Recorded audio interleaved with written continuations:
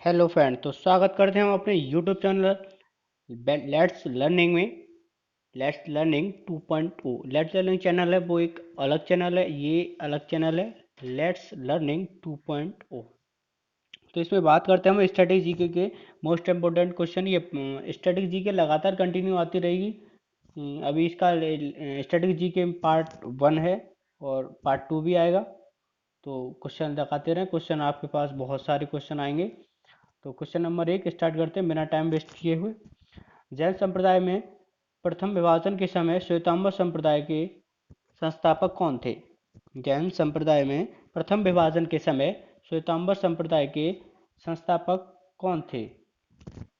Option number A Sthulabhadra, option number B Bhadrabahu, option number C Kalakacharya, option number D Devardhi Kshama श्रमण।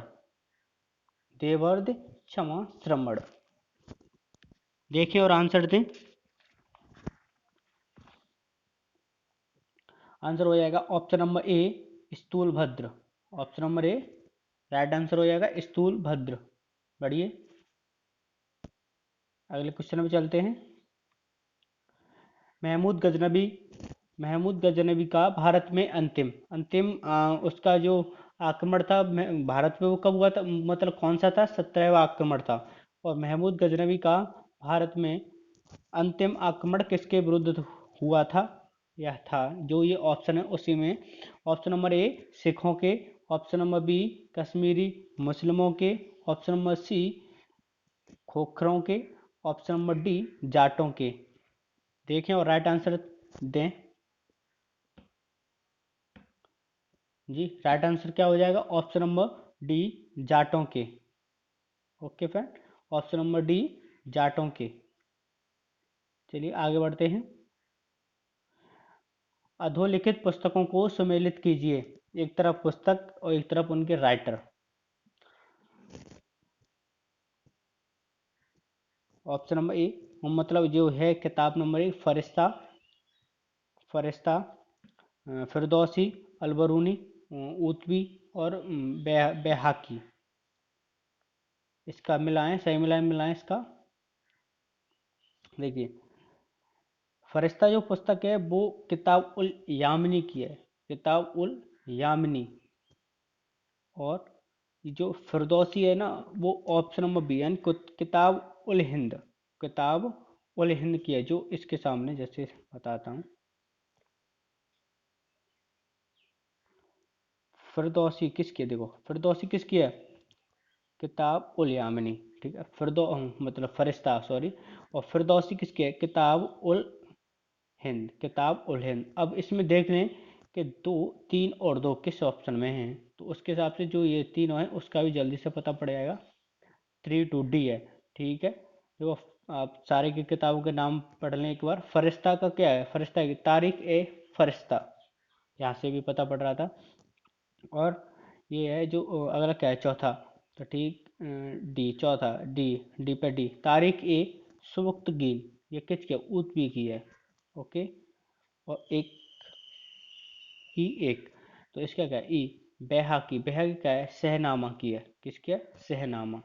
ठीक है, इसलिए क्या हो जाएगा right answer? Option number D. Okay, चलिए आगे चलते हैं। दस्तार बंदान, दस्तार बंदान कौन कहलाते थे? ये एक दस्तार बंदान मिठाई बस्ती में जो ये था, ये क्या मतलब किस क्षेत्र से कहलाते थे? ये क्या कहलाते थे? ये कौन कहलाते? दस्तार बंदन क्या कहलाते थे? ये मालिक कहलाते, मलिक कहलाते, सॉरी मलिक कहलाते थे, Malik. Option number C, sorry हाँ, ऑप्शन नंबर डी उलेमा कहलाते, सॉरी उलेमा कहलाते, उलेमा। ऑप्शन नंबर डी उलेमा कहलाते थे। क्या कहलाते? उलेमा। चलिए आगे बढ़ते हैं अगले क्वेश्चन पे। कुवैत उल इस्लाम, सॉरी कुब्बत उल इस्लाम मस्जिद का निर्माण किसके द्वारा किया गया था? कुब्बत उल इस्लाम मस्जिद का निर्माण किसके द्वारा किया गया था? Qutbuddin Aibak, option number A, option number B Alauddin Khilji, option number C Iltutmish, option number D Mohammad Adil Shah. बताएं। क्या हो जाएगा? 5 का कुतुबुद्दीन ऐबक। क्या हो जाएगा? कुतुबुद्दीन ऐबक। राइट आंसर क्या हो? कुतुबुद्दीन ऐबक। चलिए आगे चलते हैं। क्वेश्चन नंबर 6, लिगामेंट जोड़ता है यानी किसको जोड़ता है? ये शरीर में पाया जाता है, मतलब हड्डियों को। ऑप्शन नंबर जैसे ऑप्शन नंबर ए है, ऑप्शन नंबर क्या? ये हड्डियों हड्डियों को हड्डी से जोड़ता है, पेशी को पेशी से जोड़ता है, हड्डी को पेशी से के पेशी को उपस्थित से, मैंने उपस्थित से, पेशी को उपस्थित से, पेशियां जी बताएं। ऑप्शन क्वेश्चन नंबर 6 का आंसर जी, ऑप्शन ऑप्शन बस सॉरी, क्वेश्चन नंबर 6 का आंसर क्या होगा? Option number A. Option number ए, हड्डियों को हड्डी से जोड़ता है। लेगा लेगामेंट किसको जोड़ता है? हड्डी को हड्डी से ही जोड़ता है। ओके, चलिए आगे बढ़ते हैं। लाल रक्त कोशिकाओं की औसत आयु कितनी होती है? लाल रक्त कोशिकाएं जो शरीर में पाई जाती हैं, वो उनकी जो आयु होती है वो कितनी होती है? औसतन आयु कितनी होती है? वैसे तो उनकी अलग अलग होती है, और एक याद करने या एक अनुमान लगाने के लिए उनका एक एवरेज आयु रखी हुई है, वो कितनी है, कितनी मानी गई है? जी बताएं। जी देखिए ऑप्शन क्या है? 60, 90, 120, 150। ऑप्शन नंबर सी कितना हो? 120। Option number C right answer. जी आगे चलते हैं। यूरिया का संवहन कौन करता है? यूरिया का संवहन कौन करता है? बताएं। रुधिर प्लाज्मा, लाल रुधिर, रुधिराणु, श्वेत रुधिराणु, लिम्फ। बताएं क्या हो जाएगा? ऑप्शन नंबर ए, रुधिर प्लाज्मा। क्या हो जाएगा? रुधिर प्लाज्मा। अगले क्वेश्चन में चलते हैं। क्वेश्चन नंबर 9, वृक्क की संरचनात्मक एवं क्रियात्मक इकाई क्या है? जो वृक्क की, ये देखो 5 क्वेश्चन, अभी एक क्वेश्चन और आएगा बायोलॉजी का, ये बायोलॉजी साइंस से क्वेश्चन आएंगे।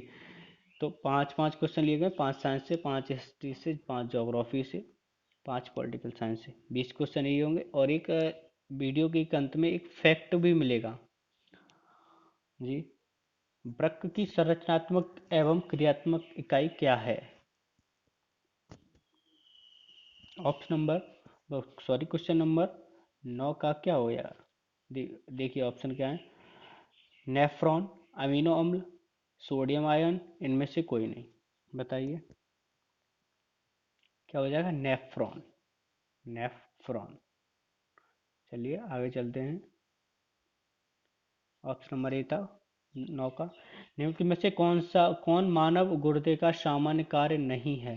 मानव गुर्दे का सामान्य कार्य नहीं है। ऑप्शन नंबर ए देख लेते हैं। ऑप्शन नंबर ए क्या है? देखो, रक्त में जल की मात्रा की नियंत्रण, रक्त में शर्करा की मात्रा का नियंत्रण, यूरिया में छान का बाहर करना, यूरिया को जो छान कर बाहर करना सही से, कई हार्मोन का श्रवण करना। इसका राइट आंसर हो जाएगा ऑप्शन नंबर बी, रक्त में शर्करा की मात्रा का नियंत्रण करना। जी चलिए आगे चलते हैं। प्रश्न नंबर 11, निम्न में से कौन संघ की कार्यपालिका का अंग है? भारत का राष्ट्रपति, भारत का प्रधानमंत्री, भारत का महान्यायवादी। नीचे दिए गए जो कूटों का प्रयोग सही उत्तर चुनिए।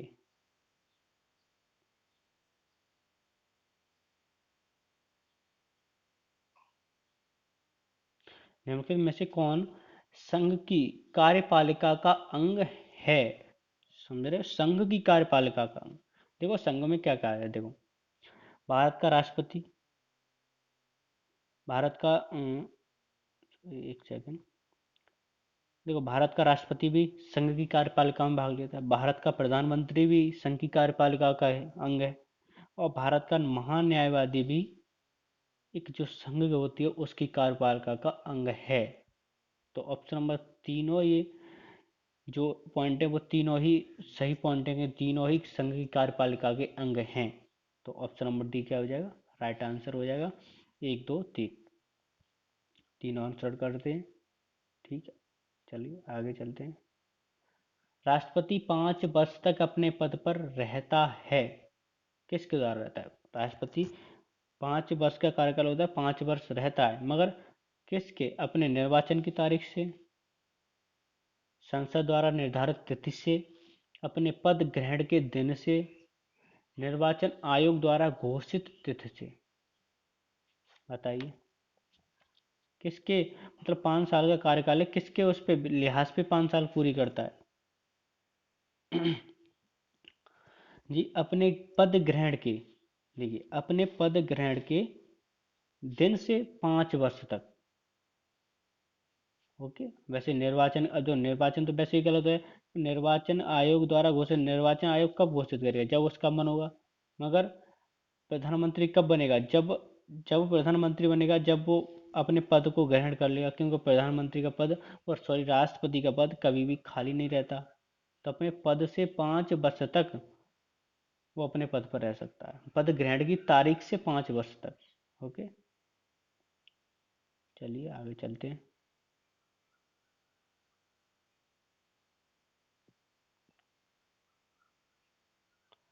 निम्नलिखित में से प्रश्न नंबर 13, सॉरी 12 हो गया।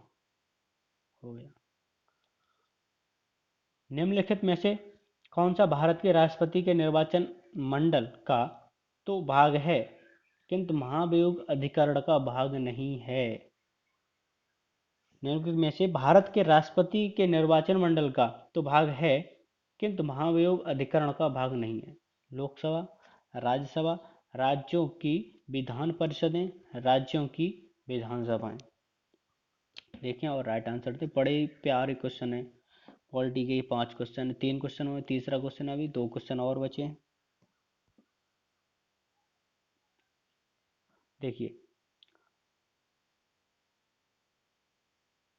बताते हैं, निम्नलिखित में से कौन सा भारत के राष्ट्रपति के निर्वाचन मंडल तो भाग लेता है, निर्वाचन मंडल में तो भाग लेता है किंतु महाभियोग अधिकरण का भाग नहीं है। देखिए जब भी राष्ट्रपति में महाभियोग लाया जाता है तो लोकसभा में भी, लोकसभा के सदस्य भी उसमें भाग लेते हैं महाभियोग प्रक्रिया में, राज्यसभा की भाग लेते हैं, राज्य की विधान परिषदें भी भाग लेती हैं, यहाँ तक है। और डी जो राज्यसभा, राज्यों की जो विधानसभाएं से हैं वो भाग नहीं लेंगे, वो मतलब मत नहीं करेंगे महाभियोग के अधिकरण में। ये नहीं बोलेंगी कि जो राज्यसभा की जो विधानसभा सीटें आई हैं, जो सदस्य आए हैं, वो ये नहीं बोल सकते कि जो राष्ट्रपति हैं उन पर महाभियोग चलाया जाए। लोकसभा, राज्यसभा और राज्यसभा की विधान परिषदें के जो सदस्य होंगे वो ही इसमें भाग ले सकते हैं। तो निर्वाचन होगा तब तो ले सकते हैं इसमें, तब तो हक है, मगर वैसे नहीं ले सकते। ठीक है, आगे चलते हैं। प्रश्न नंबर 14, निम्नलिखित में से किससे किसी भौगोलिक क्षेत्र को अनुसूचित क्षेत्र घोषित करने की संवैधानिक अधिकार है? निम्नलिखित में से किस किसे, मतलब जो रही है ऑप्शन है, ऑप्शन नंबर ए राज्यपाल को, मुख्यमंत्री को, प्रधानमंत्री को, राष्ट्रपति को, किसी भौगोलिक क्षेत्र को अनुसूचित क्षेत्र घोषित करने का संवैधानिक अधिकार किसके पास है? देखिए सीधी सी बात कि किसी भी भौगोलिक क्षेत्र का अनुसूचित क्षेत्र, मतलब वो चाहे तो किसी राज्य को पूरा अनुसूचित कर सकते हैं, चाहे तो किसी राज्य के जिले को पूरा अनुसूचित घोषित कर सकते हैं। तो वो शक्ति सिर्फ और सिर्फ राष्ट्रपति के पास है। वो चाहे तो किसी भी राज्य को, किसी भी क्षेत्र को अनुसूचित घोषित कर सकते हैं। ठीक है, आगे चलते हैं। अध्यादेश जारी करने का अधिकार राष्ट्रपति का कौन सा अधिकार है? अधिकार हैं जो राष्ट्रपति के पास, अध्यादेश जारी करने का जो अधिकार है वो राष्ट्रपति का कौन सा अधिकार है, मतलब किस अधिकार में है? विधायी, प्रशासनिक, न्यायिक, वैयक्तिक, बताएं। देखो, विधायी है जो अध्यादेश जो जारी करने का जो अधिकार है वो विधायी, जो विधायी अधिकार है, जो कौन सा अधिकार है वो विधायी, मतलब विधायी जो बनाने का अधिकार है, नियम विधायी कानून बनाने का, वो अध्यादेश जारी करने का जो अधिकार है वो ऑप्शन नंबर ए विधायी है। ये नियम है जो राष्ट्रपति के पास जो है। जी आगे चलते हैं। मावट क्या है? ऑप्शन नंबर ए था उसका 15 का। मावट क्या है? राजस्थान के पहाड़ी क्षेत्र में पैदा होने वाली वनस्पतियां, राजस्थान में शीत राजस्थान में शीत ऋतु में होने वाली वर्षा, सूखाग्रस्त क्षेत्रों में पशुओं के लिए उगाए जाने वाला चारा, रेगिस्तान में चलने वाली गर्म लू, क्या है? बताएं। देखिए, राजस्थान में जो शीत ऋतु में होने वाली जो वर्षा है वो क्या कहलाती है? मावट कहलाती है। क्या कहलाती है? मावट कहलाती है। राजस्थान में जो शीत ऋतु में होने वाली जो वर्षा है वो क्या कहलाती है? मावट कहलाती है। ठीक है, आगे चलते हैं। निम्नलिखित में से सबसे प्राचीन पर्वत श्रृंखला कौन सी है? सबसे प्राचीन पर्वत श्रृंखला कौन सी है?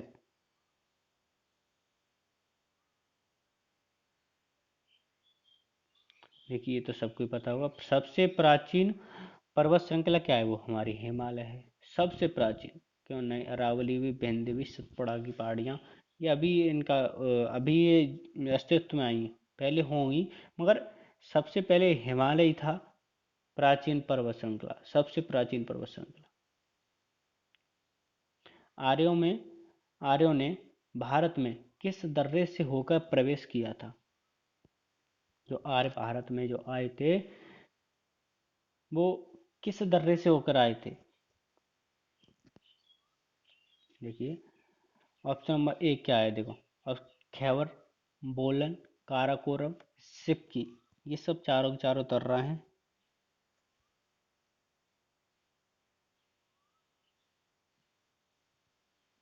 देखिए, किसके?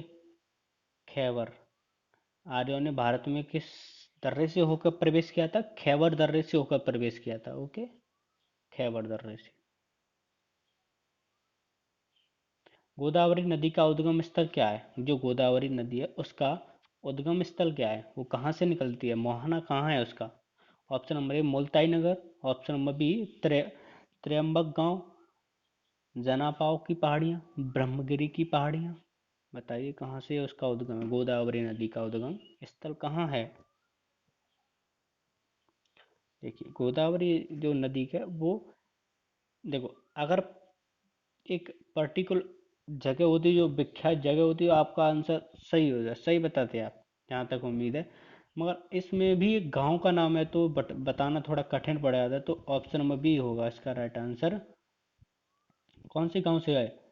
त्र्यंबक गांव से, त्र्यंबक गांव से। किस गांव से निकलती है?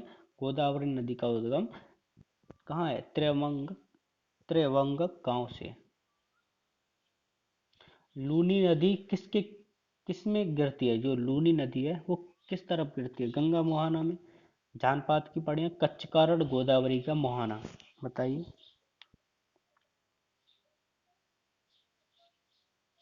लूनी नदी किस में गिरती है? देखिए, लूनी नदी कच्छ के रण में गिरती है। किस में गिरती है? कच्छ के रण में गिरती है। ठीक। देखो फ्रेंड, ये हो गया आपके 20 क्वेश्चन। अब इसके बाद भी फैक्ट मिलेंगे आपको, अभी भी, जस्ट अभी मिलेंगे, इसी वीडियो में फैक्ट मिलेंगे। वो आप देखिए नीचे, बहुत ही अमेजिंग फैक्ट हैं। प्रधानमंत्री स्वामित्व योजना, देखो, इसकी फुल फॉर्म क्या है? देखो, survey of village and mapping with improvised technology in village area. जो गांव, आसपास के जो गांव हैं, जो गांव क्षेत्र हैं, जो यहाँ पे सर्वे करके मैपिंग के with improvement technology in village, तो टेक्नोलॉजी डेवलपमेंट करना इसका उद्देश्य है। प्रधानमंत्री स्वामित्व योजना, इसकी घोषणा देखो किसने की थी?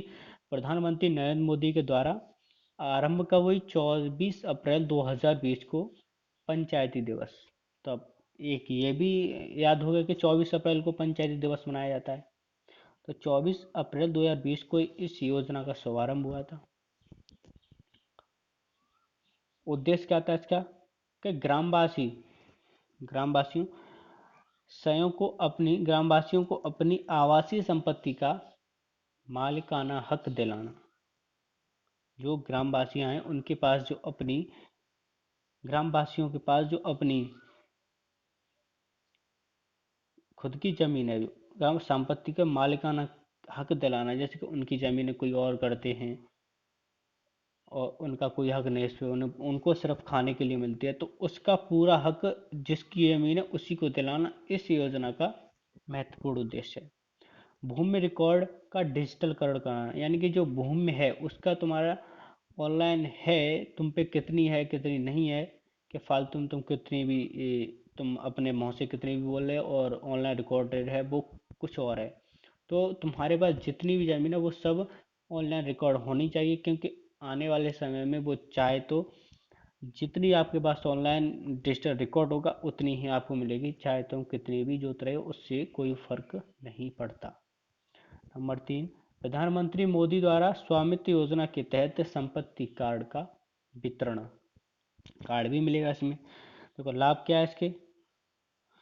इस योजना की मदद से सरकारी योजनाओं की जानकारी गांव गांव तक आसानी से पहुंचती है। ठीक है, पहुंची है या नहीं पहुंची है जिसको ही पता है। नंबर 2, लाभ क्या, गांव में जमीनों की मैपिंग ड्रोन के द्वारा की जाएगी। मैपिंग ड्रोन मतलब मैपिंग ड्रोन उसके द्वारा की जाएगी, उपकरण के द्वारा। संपत्ति के नामांकन की प्रोसेस का सरल संपत्ति के नामांकन को प्रोसेस का सरल बनाना। देखो अब और भी महत्वपूर्ण, हर वीडियो में मिलेंगे ये आपको महत्वपूर्ण। भारत के प्रमुख बंदरगाह, देखो प्रमुख ही हैं जो एग्जाम में हमेशा आते हैं, बस वो ही हैं और ज़्यादा याद करने की जरूरत नहीं है। भारत के प्रमुख बंदरगाह, देखो नाम एक तरफ अवस्थित, मतलब किस जगह है बंदरगाह। कोलकाता बंदरगाह हुगली नदी के बाएं तट पर पश्चिम बंगाल में पड़ता है। ठीक है। पारादीप बंदरगाह उड़ीसा के तट पर पड़ता है। ठीक। न्यू मंगलौर बंदरगाह मंगलूर से 9 किलोमीटर उत्तर में कर्नाटक में पड़ता है। ठीक।